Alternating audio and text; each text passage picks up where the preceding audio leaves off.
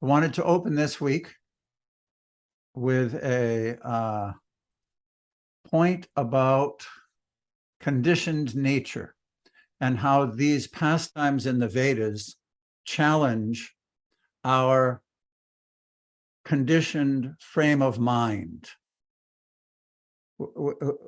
We may remember that there are 4 yugas: Satya, Treta, Dwapara, and Kali. One round of those cycles, one cycle of those yugas takes 4,320,000 years. 4,320,000 times 72 equals the life of one Manu. We're in the 7th Manu of this universe's history, a little bit past half the life of Lord Brahma. So it's actually billions of years ago that these pastimes of Lord Kapila happened in this universe, but we're still able to hear it like it's fresh. This is the difference between spiritual energy, which is not conditioned by the modes of material nature, and the material mind that is very much conditioned by time and space. So with that in mind, let us proceed to Bindu Sarovara and the continuing pastimes of Kardama Muni and the Lord who manifested before him.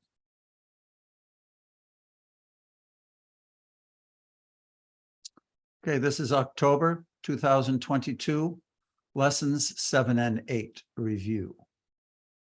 Text 32. O great sage, I shall manifest my own plenary portion through your wife, Devahuti, along with your 9 daughters, and I shall instruct her in the system of philosophy that deals with the ultimate principles or categories. This is Lord Vishnu speaking to Kardama Muni. But I wanted to go over this purport because Shyam Govinda asked a nice question in the forums, and this purport answers it. There are different manifestations of the Lord. He is one, but he has become many. He divides himself into 2 different expansions. One is called Kala, and the other Vibhinamsa. Ordinary living entities are called Vibhinamsa expansions, and the unlimited expansions of Vishnu Tattva, such as Vamana, Govinda, Narayan, Pradyumna, Vasudeva, and Ananta, are called Swamsa Kala. Swamsa refers to direct expansion, and Kala denotes an expansion from the expansion of the original Lord. Baladev is an expansion of Krishna, and from Balaram, the next expansion is Sankarshan. Thus, Sankarshan is Kala, but Baladev is Swamsa. There is no difference, however, among them. This is very nicely explained in the Brahma Samhita 546. Departure eva hi dasantram abhyupetya. With one candle, one may light a second candle, and with the second, a third, and then a fourth. And in this way, one can light up thousands of candles. And no one candle is inferior to another in distributing light. Every candle has the full candle power. But there is still the distinction that one candle is the first, another the second, another the third, and another the fourth. Similarly, there is no difference between the immediate expansion of the Lord and his secondary expansion. The Lord's names are considered in exactly the same way. Since the Lord is absolute, his name, his form, his pastimes, his paraphernalia, and his qualities all have the same potency. In the absolute world, the name of Krishna is the transcendental sound representation of the Lord. There is no difference in potency between his qualities, name, form, etc. So with this expand up here a little, one of the details, the difference between a Kala and a Swamsa. If we have 10 candles and I take one candle and I light all of them from that one candle, then they're all swamsas. They're direct expansions from that original candle. However, if I light one candle, the second candle, Then I take that second candle and light the third candle. Then that third candle is a kala. It's a part of the expansion. It comes from the expansion. Is that clear? In other words, it's not coming from the original candle. It's coming from the second candle. So similarly, Krishna expands himself as Balaram. Balaram expands himself into the 4 quadruple expansions of Vasudev, Sankarshan, Pradyumna, and Aniruddha. Then that Sankarshan expands again. So it's like lighting the candle of Balaram. Then Balaram expands to those 4. Then the Sankarshan in that quadruple expands again to a second quadruple, Vasudev, Sankarshan, Pradyumna, and Aniruddha. So they're a kala, they're not swamses. You have to unmute if you have something to say, son. Okay, another point, because we had a nice discussion this morning just about this point, that Krishna assumes different forms to engage in different activities. It's not that, but in the same way, the Swayam Bhagavan Krishna has 4 characteristics that are different. It's a very deep subject matter, actually. But Krishna is the same person, no matter what form he assumes. That we should know that. It's not that one personality of Godhead is less potent than another personality of Godhead. Right. So Lord Kapila Dev is the Lord. Right. Okay. Okay. Let's go on with Vaishnavi. Would you like to read? And as we know now, we're going to have to move along a little quicker today. I just want to ask Shyam Govinda if that's clear. Yeah. Shyam Govinda? Yeah, as far as I can, Right, assimilate it. Yeah, as far as I can assimilate it, it's clear. The distinction is clear. Okay. Thank you. Right. Srimad Bhagavatam 3.21-33. Maitreya went on. Thus, having spoken to Kardama Muni, the Lord, who reveals himself only when the senses are in Krishna consciousness, departed from that lake called Bindu Sarovara, which was encircled by the river Saraswati. Purport. The Lord stated here to be Pratyag Akshaja. He is imperceptible to material senses, but still he can be seen. This appears to be contradictory. We have material senses, but how can we see the Supreme Lord? He is called Adhokshaja, which means that he cannot be seen by material senses.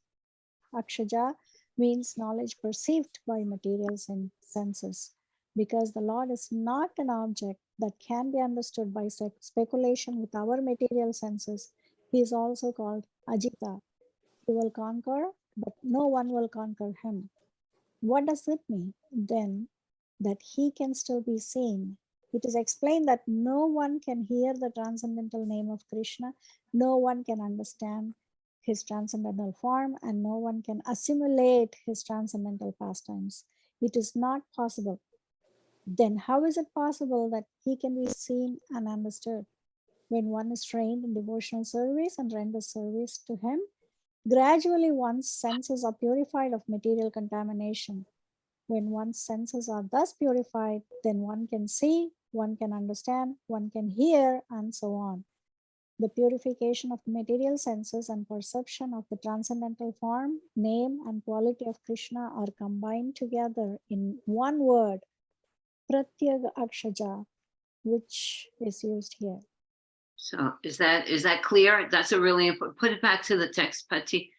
That's a really important point that, let's see, Krishna can only be understood when the senses are purified, when we become purified, which means not identifying with matter, not identifying with the material body.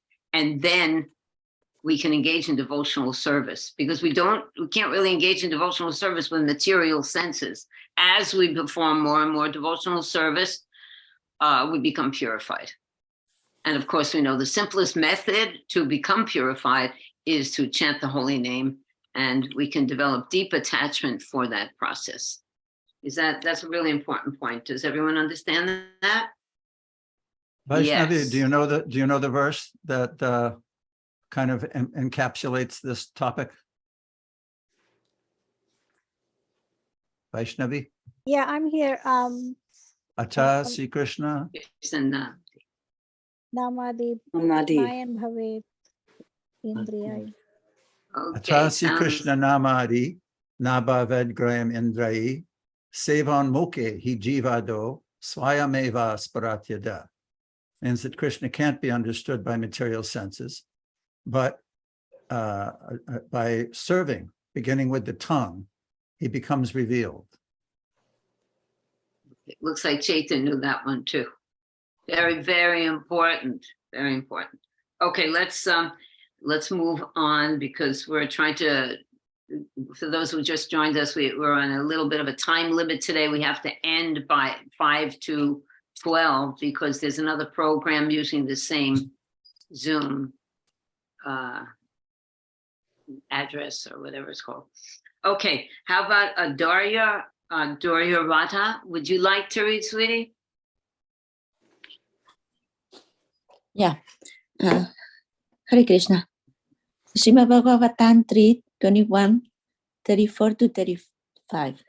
While the sage stood looking on, the Lord left by the pathway leading to Vaikuntha, a path toiled by all great liberated souls. The sage stood listening as the hymns forming the basis of the Samaveda were vibrated by the flapping wings of the Lord's carrier, Garuda. Then, after the departure of the Lord, the worshipful sage Kardama stayed on the bank of Bindu Sarovara, awaiting the time of which the Lord had spoken. Purport. In the Vedic literature, it is stated that the two wings of the transcendental bird Garuda, who carries the Lord everywhere, are two divisions of the Samaveda, known as Brihat and Ratantara. Garuda works as the carrier of the Lord. Therefore, he is considered the transcendental prince of all carriers. With his two wings, Garuda began to vibrate the Samaveda, which is chanted by great sages to pacify the Lord. The Lord is worshipped by Brahma, by Lord Shiva, by Garuda, and other demigods with selected poems, and great sages worship him with the hymns of Vedic literature, such as the Upanishad and Samaveda. These Samaveda utterance are automatically heard by the devotees when another great devotee of the Lord, Garuda, flaps his wings. Wow, to have transcendental hearing. Can you imagine hearing what bird do you know other than Garuda when he flaps his wings, the Vedas are present? That's a real wonderful, remarkable. So much is in store. We have so much in store. It's really, we're very fortunate. Thank you, Adoria. Any question about that? What is that? No, it's clear, right? I'd love to hear that sound. Wouldn't that be wonderful? Then you go back to Godhead. Whoever hears that sound goes back to Godhead. But guess what? It's all in the holy name, Hare Krishna. Kate also requested this, whoever knows the source of that verse, Pati, you know the source of the verse that you just quoted, she would like to know the source of that verse. She just wrote a little text. And What, Kate, would you Ata Sri like to? Krishna Namadi? Yeah, Okay, I'll look it up. okay. Kate, you want to read? Sure. But Srimad Bhagavatam 3:21, 36 through 39. Swayambhuva Manu with his wife mounted his chariot, which was decorated with golden ornaments. Placing his daughter on it with them, he began traveling all over the earth. O Vidura, they reached the hermitage of the sage who had just completed his vows of austerity on the very day foretold by the Lord. The holy lake Bindu Sarova, flooded by the waters of the river Saraswati, was resorted by hosts of eminent sages. Its holy water was not only auspicious, but as sweet as nectar. It was called Bindu Sarova because drops of tears had fallen there from the eyes of the Lord, who was overwhelmed by extreme compassion for the sage who had sought his protection. Oh, wonderful. You want to show the slides, Pati, of the Bindu Sarovara? This is the present Bindu Sarovara. Pati, you want to talk a little bit about that? This is in Bhuvaneshwar, which is just north of Puri. It's also called Ekamravan. There's a beautiful pastime where Lord Shiva took shelter there. And the Lord gave him that abode and wherever there are Vishnu temples, there are generally Lord Shiva temples, which are called Dikpals or protectors of the Dhams. So just north of Jagannath Puri, in Bhuvaneshwar, this is where Kardama Muni was. And this lake was actually produced, as just mentioned, by the tears which came from Krishna, from Vishnu, when he saw Kardama Muni performing as austerities. So this is the Bindu Sarovar. We'll be reading about this for the next couple of weeks from straight on. And this is a Google satellite image. You can see here, there's the Ananta Vasudev temple on the banks. This is also a nice temple. And Bindu Sarovar is here. And like I mentioned, even though there's been all kinds of devastations and recreations of the whole universe during the days of Brahma, because it was produced by the Lord and is spiritual, this abode still remains. And it also is said that anyone who bathes in this has very good health for the rest of the described in this purport. Yeah, I just want to tell a quick story. When my husband and I visited this place several times, and so we actually took a dip in this sacred lake, and for as far as we could walk out, there were these little things we were standing on. We couldn't understand what they were, but it wasn't like a sandy bottom. So we lifted it up. Snails, many snails, like 1 inch around snails. It was really remarkable. All snails for as far as the lake can go. Really far out thing. That was an interesting find for us, actually. Okay, thank you, Kate. Let's go on with Tisha. Would you like to read the purport on this? Yes, thank you, Mataji. Hare Krishna. Purport by Srila Prabhupada. Kardama underwent austerities to gain the causeless mercy of the Lord. And when the Lord arrived there, he was so compassionate that in pleasure he shed tears, which became Bindu Sarovar. Bindu Sarovar is therefore worshipped by great sages and learned scholars because, according to the philosophy of the absolute truth, the Lord and the tears from his eyes are not different. Just as drops of perspiration which fell from the toe of the Lord became the sacred Ganges, so teardrops from the transcendental eyes of the Lord became Bindu Sarovar. Both are transcendental entities and are worshipped by great sages and scholars. The water of Bindu Sarovar is described here as Shivamrita Jala. Shiva means curing. Anyone who drinks the water of Bindu Sarovar is cured of all material diseases. Similarly, anyone who takes his bath in the Ganges also is relieved of all material diseases. These claims are accepted by great scholars and authorities and are still being acted upon even in this fallen age of Kali. Hi, thank you. And so we see another confirmation here of what? Very important point that we're always stressing about the holy name, about the form of the Lord, about the expansions of Lord. The Lord is present in all of his paraphernalia, in his tears, in his name, in his form. He makes it so easy for us to connect with him. Prabhupada was saying on a conversation this morning, what some people say they don't show me God. Can you show me God? God is showing himself, he said, all the time. We just have to change our vision and understand this is a manifestation of the Supreme Personality of Godhead. Okay, anyone have another comment about that point?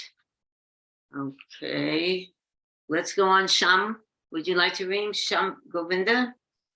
This is another image today, and of course we'll be reading in the next few verses about the beautifully serene, calm atmosphere with forest and animals, but you can see Kali Yuga. This is that Ananta Vasudev temple that I told you about, but there are a lot of other kinds of buildings there. They even have a light show at night in these here.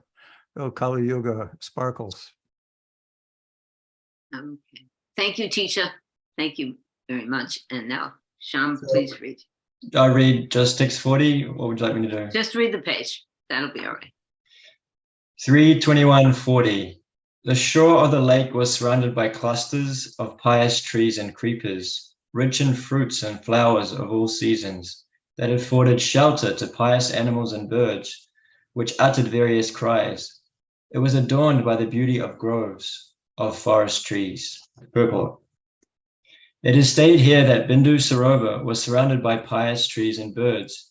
As there are different classes of men in human society, some pious and virtuous, and some impious and sinful, so also among trees and birds there are the pious and the impious. Trees which do not bear nice fruit or flowers are considered impious, and birds which are very nasty, such as crows, are considered impious. In the land surrounding Bindu Sarovar, there was not a single impious bird or tree. Every tree bore fruits and flowers, and every bird sang the glories of the Lord. Hare Krishna, Krishna Krishna, Hare Hare, Hare Rama, Rama Rama, Hare Hare. Srimad Bhagavatam, Sri 21, verses 41 to 44. The area resounded with the notes of overjoyed birds. Intoxicated bees wandered there. Intoxicated peacocks proudly danced, and merry cuckoos called with one another.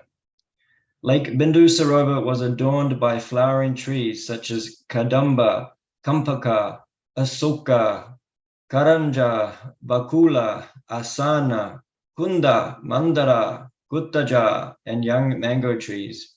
The air was filled with the pleasing notes of Karandava ducks, plovers, swans, ospreys, waterfowl, cranes, chakravakas, and chakoras. Its shores abounded with deer, boars, porcupines, gavayas, elephants, baboons, lions, monkeys, mongooses, and musk deer. Thank you, Sham. One question for you. Have you ever been in a situation where the most beautiful place that you've been, has it been populated by such auspicious living entities? Have you ever seen something like that? Right. Not that I can think of. I mean, when I'm a kid and I remember going to like Fiji or something and seeing like coral reefs and things like that. Of course, like I saw the wonder. I can still remember that feeling of wonder. So yes, maybe I have from one perspective, but have I seen that particular picture? I don't think so. But actually, yes, we can see this. We actually can see this when we get really absorbed in Krishna, in his name, in his paraphernalia, trying to see everything as Krishna. Suddenly the vision changes. You can actually, and Prabhupada's going to talk about this in the purport. How can you see and not see? It's coming up. Chaita, did you have something to say? Yes, just wondering, since you've been there, Mataji, did you perceive any of these wonderful auspicious items while you were there, such as flowering trees and wonderful waterfowl? And did you see any of that there? Well, there are waterfowl there, but there are also fishermen. Lots of fishermen in that lake. That's what I remember. Pati, do you remember any? We haven't been back in 10 years. Oh my goodness. Pati, what do you remember? You can see from the photo that there's not a lot of foliage and not a lot of natural surroundings anymore. This is Kali Yuga. It's another instance where we can appreciate Lord Chaitanya's, even when Lord Chaitanya went here, it wasn't like this. On Lord Chaitanya's travels from Mayapur, where he was at Navadvip, down to Puri when he took sannyas, he traveled through this area. And I'm sure it was much more beautiful. Kali Yuga, it just gives us another little glimpse into the aspects of Kali Yuga that civilization thinks they're advanced. But you can see that this is also a nice descriptions of Bindu Sarovar. Explain, oh, can everybody see what I'm showing? No. No, you can see. Okay. This, when the Lord appears, we see that he himself loves to be in an atmosphere with beautiful nature. But read the descriptions of Vrindavan with the trees and the peacocks and the birds and the cows and the trees bowing down and the fruits and flowers. So the same thing is here with Lord Kapila-dev. It's establishing a foundation. It's a literary technique to describe the atmosphere before the hero arrives. So no, unfortunately now, Binder Sarovar, although it's still beneficial, doesn't have what we're reading about here. One thing, I'll tell a teeny Prabhupada story real quick. Prabhupada was walking with his disciples, and one disciple said, he said, Prabhupada, do you wish you were in Vrindavan now? They were walking in New York City. Talk about Kali Yuga. I don't know even, anyways. So he said, I'm in Vrindavan. So, and he gave Vrindavan to all of us. He gave this to us. If we just read his books, read the Chaitanya Charitamrita, we could actually transport our consciousness to these places so that we will have pure vision. Okay. Thank you. All right, let's go on with Gopa. Gopaji, would you like to read this? Okay. Let's see. Move the picture.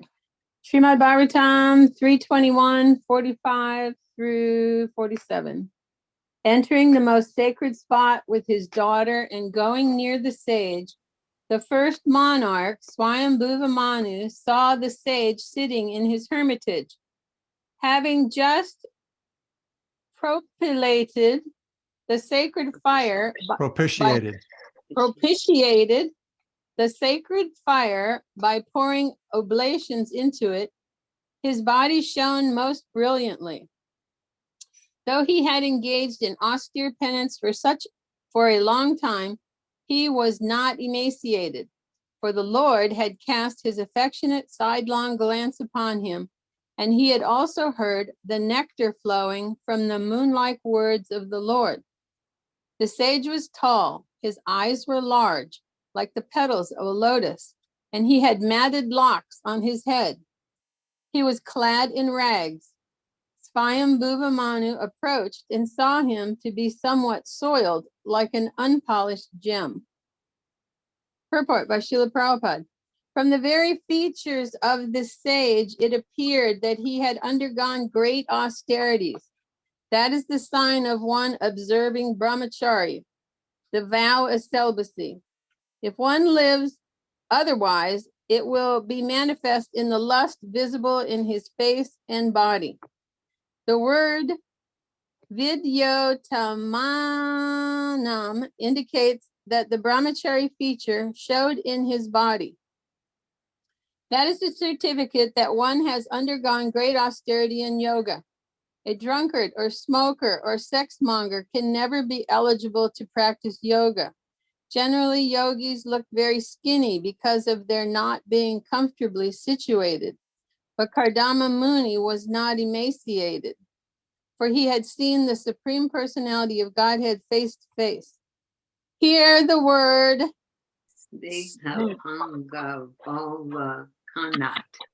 Thank you very much.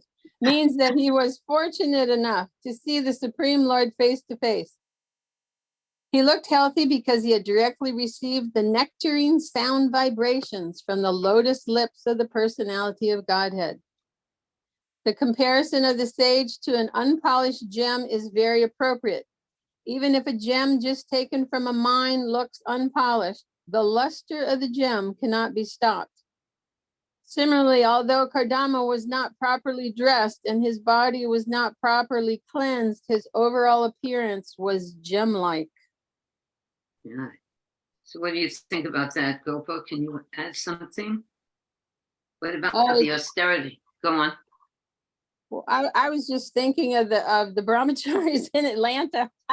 They emanate that luster, the real strict brahmacharis, Krishna Kripa, all those, they just have that effulgent glow, shine off their faces and their activities. Wonderful. Anyway, That's yeah. wonderful, because Prabhupada said that austerity and sacrifice is the only way that will have peace in this world. And there's a potency that one develops through austerities and sacrifice. And this is definitely not advertised in the world today, that one has to really perform austerities. Although people are performing austerities and they're doing material austerities, they're not really achieving very much. People are always working very hard. So if they could switch it and do it for Krishna, it would be a great beneficial world. Prabhupada said there's no peace because people are not performing sacrifice and austerity. Everything is based on sense gratification, how I can be happy in this world. Thank you, Gopa. How about Faye? Faye, would you like to read? Hare Krishna. Hare Guru Mataji. Srimad Bhagavatam 3.21.48.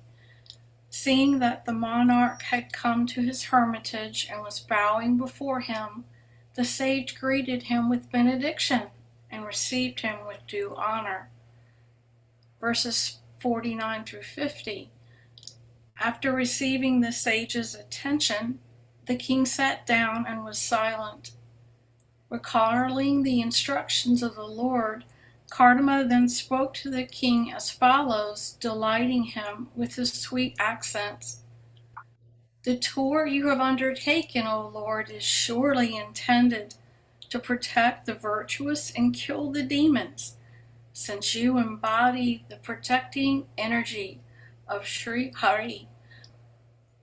Purport by Srila Prabhupada.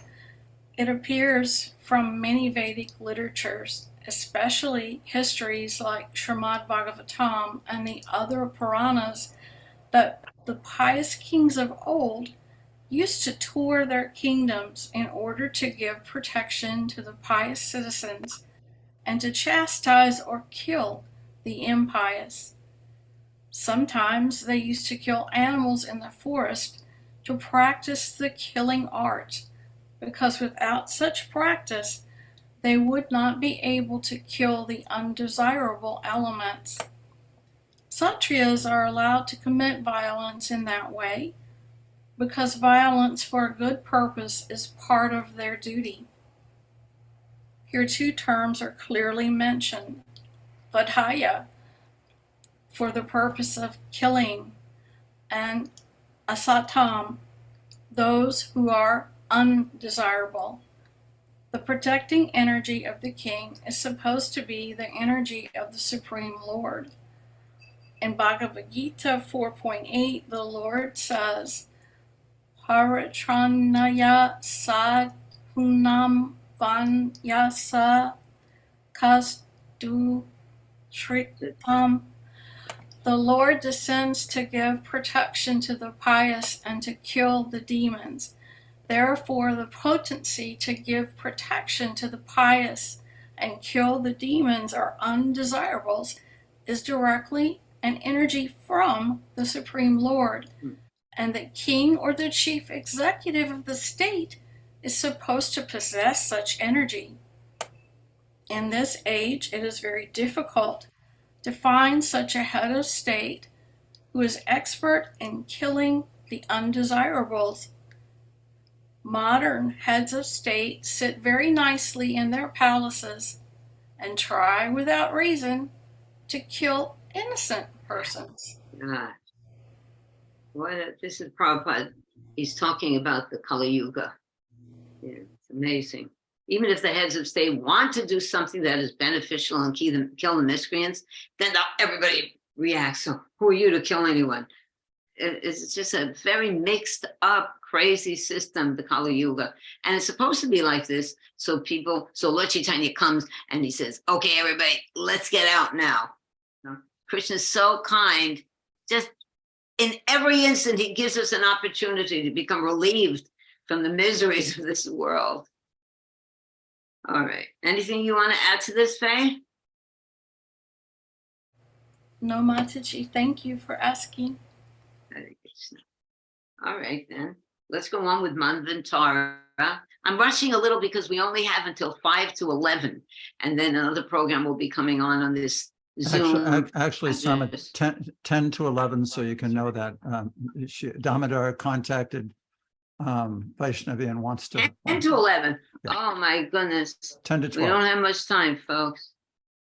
10 to 12. Okay. Okay, I'm sorry about this. Okay, Manvantara, you want to read? Text 51. Can you hear me okay? Yes, perfect. Thank you. When necessary, you assume the part of the sun god, the moon god, Agni, the god of fire, Indra, the lord of paradise, Vahu, the wind god, Yam, the god of punishment, Dharm, the god of piety, and Varuna, the god presiding over the waters, all obeisances to you, who are none other than Lord Vishnu. Purport. Since the sage Kardama was a Brahmana and Swayambhuva Manu and Swayambhuva was a Sastriya, the sage was not supposed to offer obeisances to the king because socially his position was greater than the king's. But he offered his obeisances to Swayambhuva Manu because as Manu, king and emperor, he was a representative of the Supreme Lord. The Supreme Lord is always worshipable, regardless of whether one is a Brahmana, a Sastriya, or a Sudra. As a representative of the Supreme Lord, the king deserved respectful obeisances from everyone. Go ahead. So this is, we see this is another description of etiquette, right? This wonderful etiquette that we don't see any of this practice in the Kali Yuga. And, we shouldn't get discouraged, although sometimes it's very discouraging, because we have found the truth. We have found the direction to go and to become self-realized, where all these beautiful things will be manifest. And we have to recognize that and have faith, even though we see it not exhibited here because most people are not practicing the principles of devotion. Tisha, did you have a question, sweetie? Yeah, just a little clarification on the part where he says, when necessary, you presume these forms. What about when it's not necessary? Is it just who presumes those forms? Kati, you want to take that? We discussed this. I don't understand where, in other words, when violence is necessary. No, like when he says the Agni and Vayu. Okay, good. Okay, thank you for clarifying. There's 6 different types of incarnations. So as we just read, there are different divisions because there are hundreds and thousands and millions, unlimited number of incarnations. They're in different categories like Swamsa and Kala, which we just talked about at the beginning. So does anyone know the incarnation of which Swayambhuva Manu is? Who knows the name for that category of incarnation? One of our students just read, and she has the name of that type of incarnation. Manvantara. Very good, thank you. Manvantara is a Manu, but it's an avatar. The personality, just like Brahma, is a qualified incarnation of the Lord for the mode of passion. He's a guna avatar. Lord Shiva is a guna avatar. Lord Vishnu is a guna avatar. So the Manus are all Manvantars. They're empowered. What, Sama? I think Tisha is also referring who we're talking about here. But Well, what I'm saying is that he's empowered just like the demigods are empowered. Who is he? Manu. The king. Manu, the king and emperor. The king uses it. Because Manu is he's unique amongst kings. There are 14 Manus in every day of Brahma, but there are hundreds and thousands and millions of kings on the world. They are also aren't they considered to be empowered? And they're empowered they're by the supposed Lord, to be but not like representatives. yes, but They're not like representatives. but not like a not Manu. like- No. There's big representatives and little representatives. Right, yeah. So Kardama Muni here is specifically saying that you accept these forms to maintain stability in civilization throughout the entire universe. Is that clear, Tisha? In other words, these are universal managers. the sun god, the moon god, god of fire, god of wind, god of punishment. And he uses those powers to regulate human society. He's that powerful. It's a glorification indirectly. Is it clear? Yeah. Yes, that helps. That helps. Okay. Thank you. Okay. Manvantara, would you like to read the next?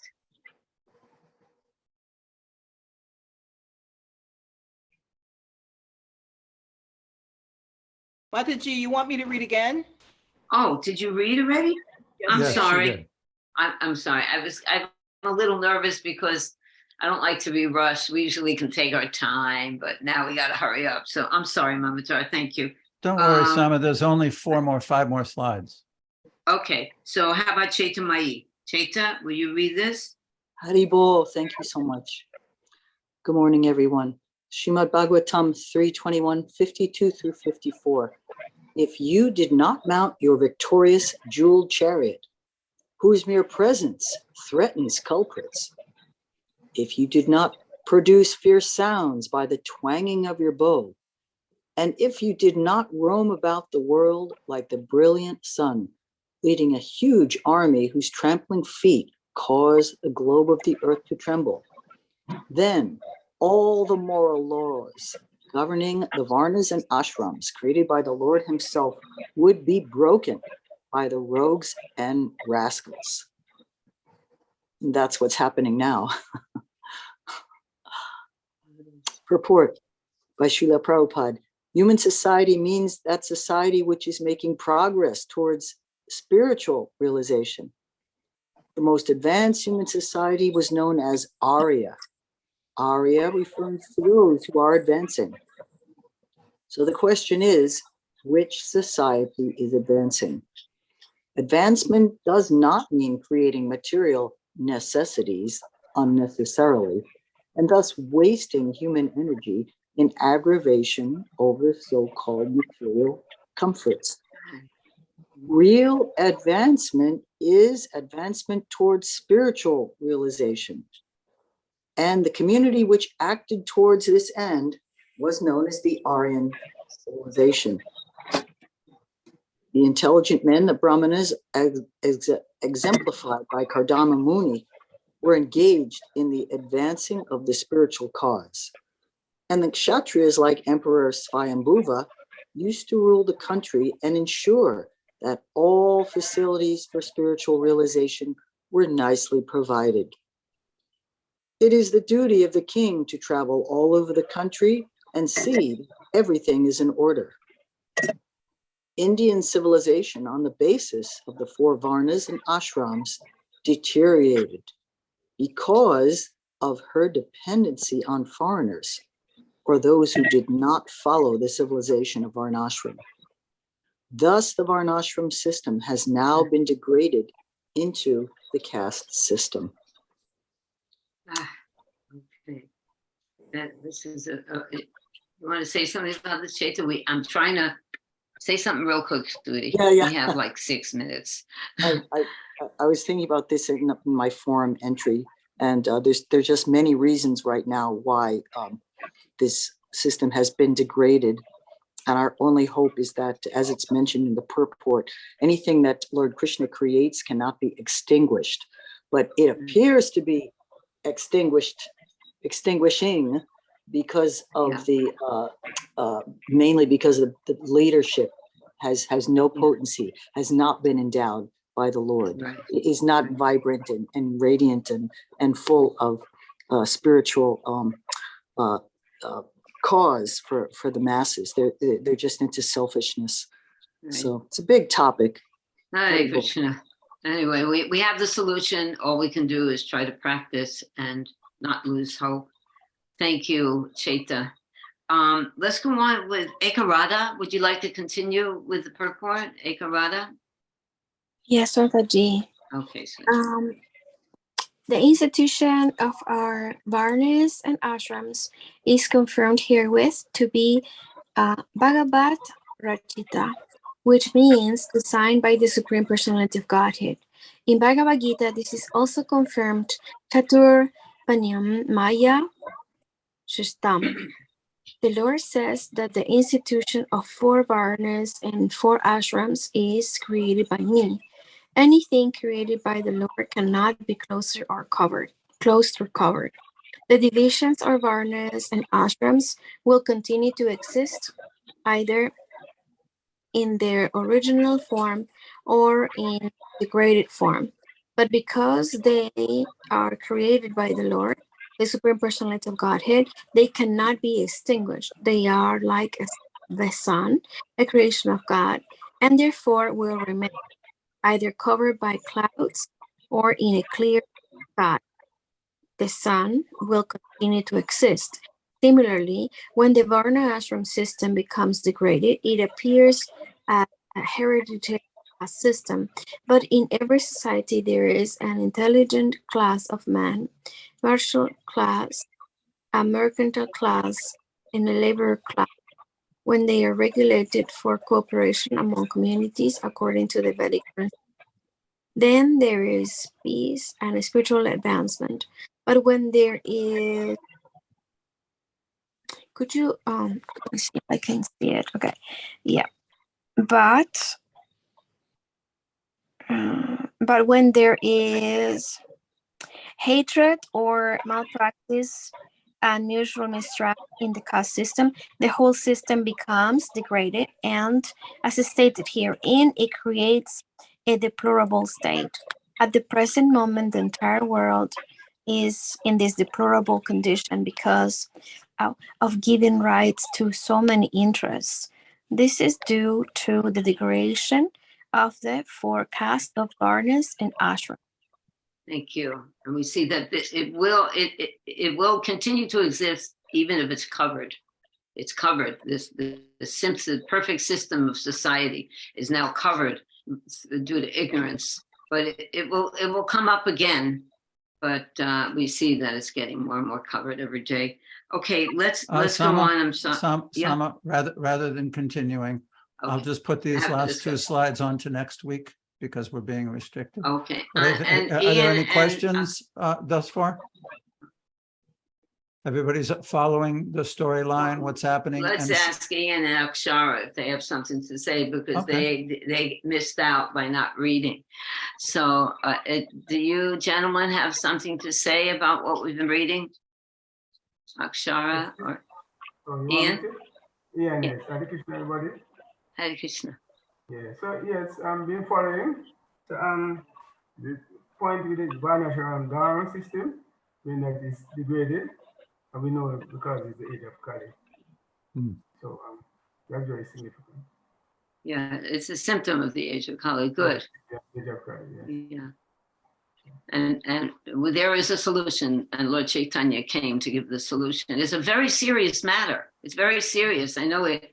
I say it constantly. It can be humorous, but it's very, very serious time for the world, and we have a great responsibility, not only for ourselves but for everything, to be Krishna conscious ourselves and try to our fullest to encourage others to simply chant the holy name, take prasadam. Akshara, do you have something to? Oh, Pati, sorry. I noticed from Akshara's email that he practices yoga, or at least has yoga in the name of his email. And we read about Kardama Muni not being emaciated. Any comment? He's a yogi, Akshara, bhakti yogi. Go on, Akshara. I don't understand the point. Kardama Muni is not initiated. No, emaciated means all thin, bone-like. Yeah, okay. Well, I am, how do you say that? Emaciated. I'm quite thin, and I became thinner because of a diet I'm practicing. Yeah, but I'm practicing yoga, and I'm a yoga teacher. And I would have to say interesting things about that because I was practicing yoga before Krishna consciousness. And this part of the Bhagavatam accidentally was the first that I read, the second part of the third canto. And it convinced me of Krishna consciousness to become a bhakti yogi instead of just continuing practicing yoga. And what specifically? Or, what was some of the points that inspired you? Or elevated your understanding to a little bit more than just yoga? Well, I was practicing yoga not because of for physical reasons, not at all. I was into mental and spiritual progress, and I was very strongly impacted by yoga. I was practicing every morning 2 hours before leaving the house. I became so convinced it really had a very, very strong effect on me. So I could kind of sympathize when I was reading with Kadama Muni. Of course, that is a completely different category for me, but I actually started having to see that there are powers available. Not that I couldn't really catch them, but I could feel what is there. Even I would say I gained a little bit of mystic power in that time. I was really practicing very strongly.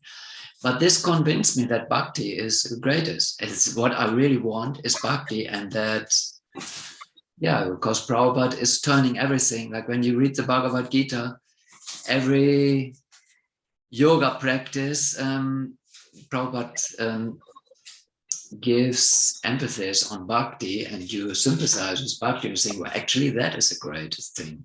My yoga practice was giving me a lot, but I could see there is more. There's bhakti. I want to know more about that. I want to read all the other cantos of the Bhagavad Gita, all the other stories also. This convinced me. Well, there's one thing that has to be said about controlling the senses. The philosophy in bhakti is that we engage the senses in the service of the Lord, but even then, doesn't mean that you gouge yourself with prasadam. Living a regulated life, following the regulated principles of bhakti yoga, that's very highly recommended, and that helps us to fall in love with Krishna. And I think that now it's 11:53. I think we have to go. Very nice note to end on. Thank you, Akshara, that we're searching for that higher taste. Thank you, everyone. We'll see you next week. So sorry.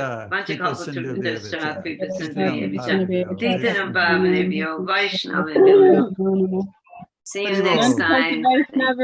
Hare Krishna.